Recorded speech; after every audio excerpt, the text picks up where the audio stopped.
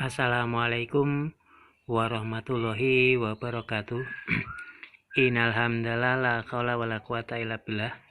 Sebelumnya marilah kita selalu mengucapkan syukur alhamdulillah karena pada hari ini kita masih diberikan salah satu karunia-Nya berupa kesehatan, sehingga dengan sehat ini kita masih bisa beraktivitas dan kita masih bisa bekerja dan kita bisa berkarya. Mudah-mudahan segala usaha yang kita lakukan akan lebih baik dari hari kemarin. Dan pada pagi hari ini saya mau membolak-balikkan sebuah telur, yang mana hari ini adalah telur bebek dan telur ayam.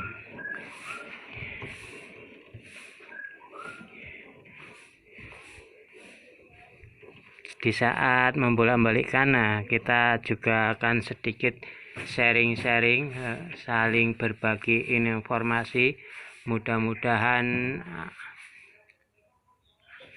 dengan adanya kita berbagi informasi ini, maka kita akan bisa bertukar pengalaman, bertukar pikiran, dan bisa mengambil dari pengalaman, bermacam-macam pengalaman, tentu yang terbaik, dan tentu kita terapkan di dalam sebuah mesin penetas kita.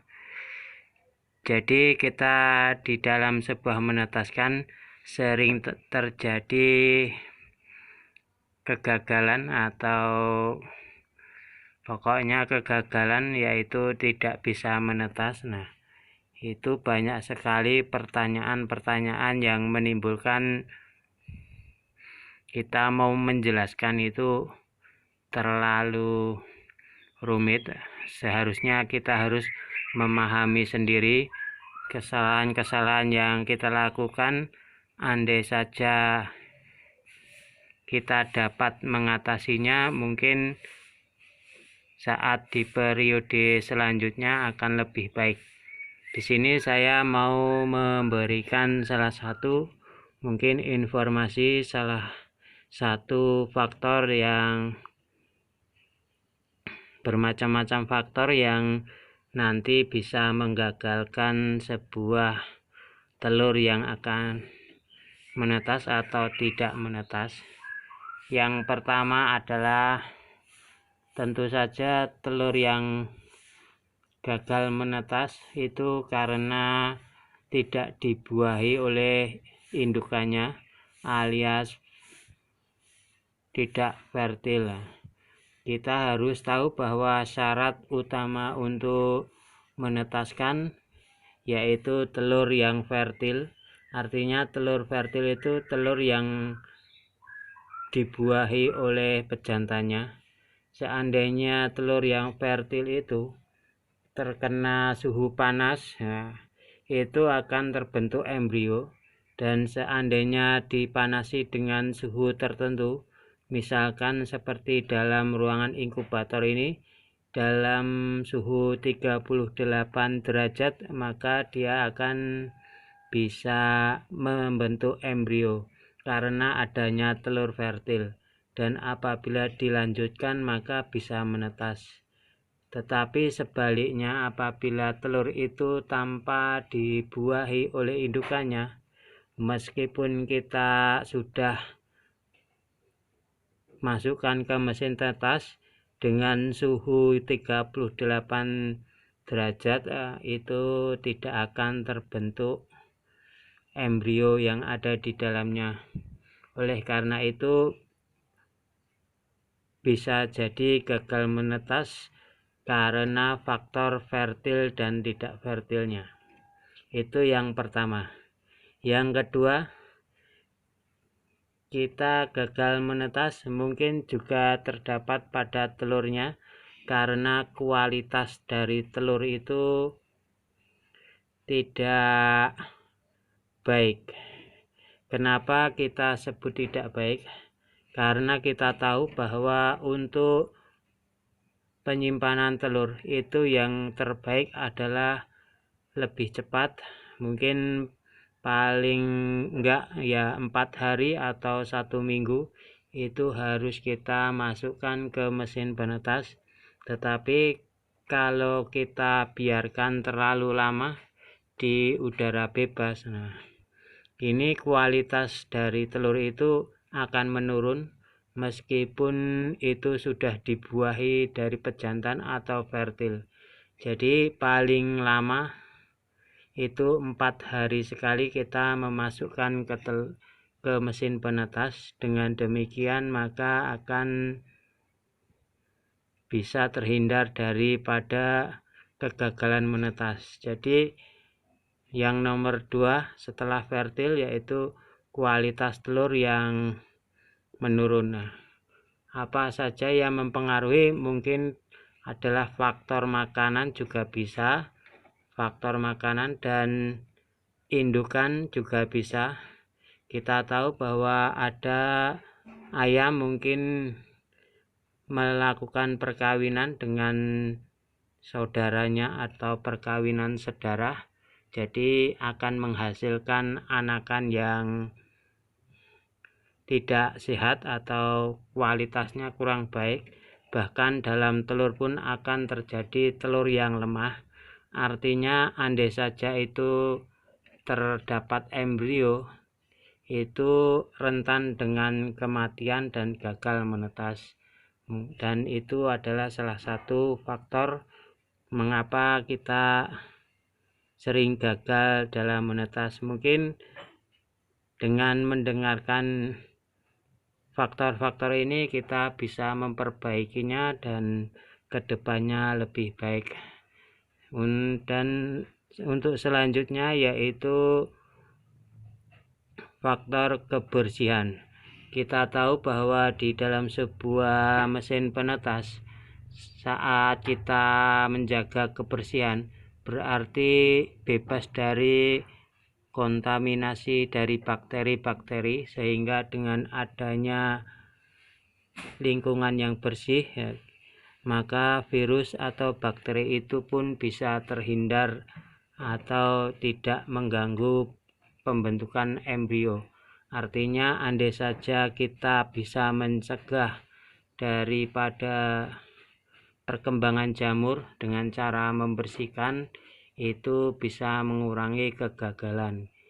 Jadi kita harus bisa menghambat pertumbuhan jamur atau virus atau bakteri dengan cara dibersihkan dan disemprot dengan disinfektan.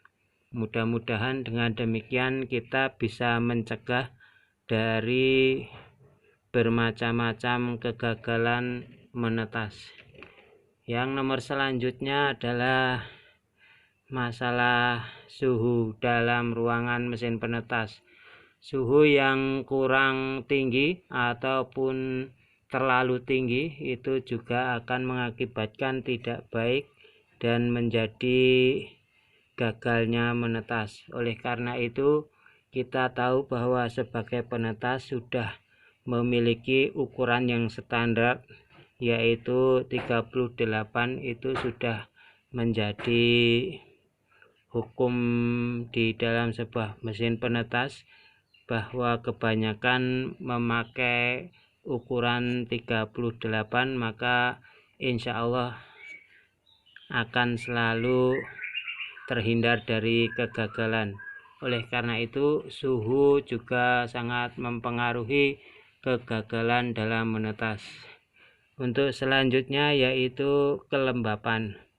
Kelembapan adalah salah satu hal yang terpenting dalam sebuah mesin penetas, yaitu untuk suatu pendinginan.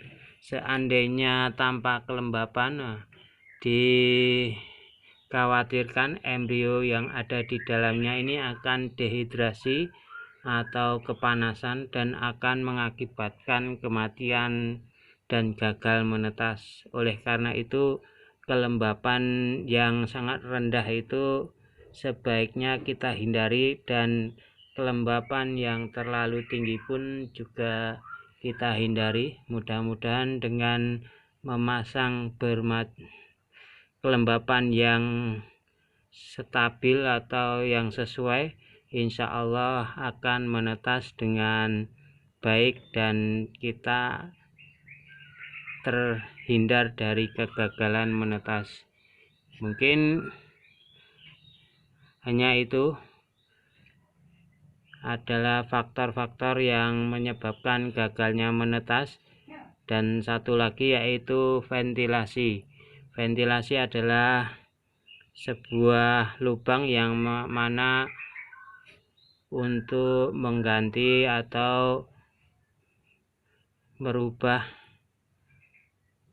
oksigen, menambah oksigen, yang mana oksigen itu dibutuhkan oleh sebuah telur. Jadi seandainya kita membuka itu sesuai dengan kebutuhan, semakin mendekat hari H itu kita harus memperbesar ventilasi, karena di dalam sebuah telur itu akan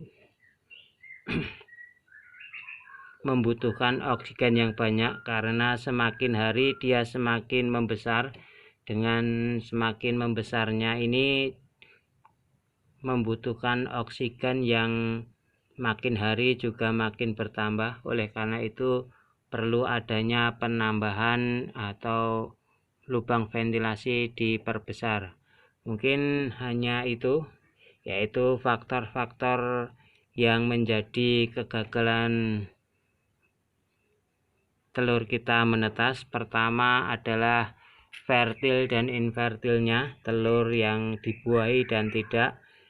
Seandainya kita tahu ingin menetaskan, sebaiknya menggunakan yang fertil. Yang kedua adalah kualitas daripada telur. Dengan adanya kualitas telur ini, penyimpanan yang terbaik adalah 4 hari itu paling lama. Nanti kalau bertambah hari maka kualitas telur itu akan menurun. Jadi kita harus selalu percepat dengan memasukkan mesin tetas, atau andai saja kita membeli, kita harus tahu umur telur itu. Yang selanjutnya adalah kebersihan. Kebersihan adalah salah satu faktor yang mendukung kita, yaitu untuk mencegah dari kegagalan menetas, karena kebersihan dapat mencegah yaitu pertumbuhan jamur atau bakteri-bakteri yang merugikan bagi telur untuk menetas. Sehingga dengan demikian maka kebersihan harus selalu dijaga. Yang selanjutnya adalah tentang suhu panas. Kita sudah tahu dan kita membahasnya berulang-ulang. Dan yang selanjutnya juga kelembapan. Kelembapan ini adalah salah satu topik utama mungkin yang sering kita bicarakan, karena sering turun dan sering naiknya itu hanya kelembapan. Yang nomor selanjutnya terakhir adalah ventilasi udara. Dengan adanya ventilasi udara yang baik, maka insya Allah akan menetas dengan baik. Itulah faktor-faktor yang bisa mencegah daripada kegagalan untuk menetas.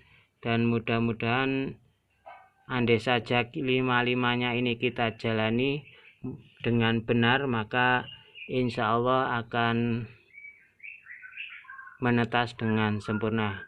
Mungkin cukup sekian dari saya. Andai saja ada manfaatnya, tetap dukung channel ini dengan cara like dan subscribe. Mudah-mudahan nanti kita akan bertemu kembali. Dan apabila mungkin ada merasa yang kurang, mungkin rekan-rekan boleh menambah di kolom komentar. Kita sharing-sharing, kita berbagi ilmu dan berbagi pengalaman. Mudah-mudahan dengan berbagi ilmu dan pengalaman kita bisa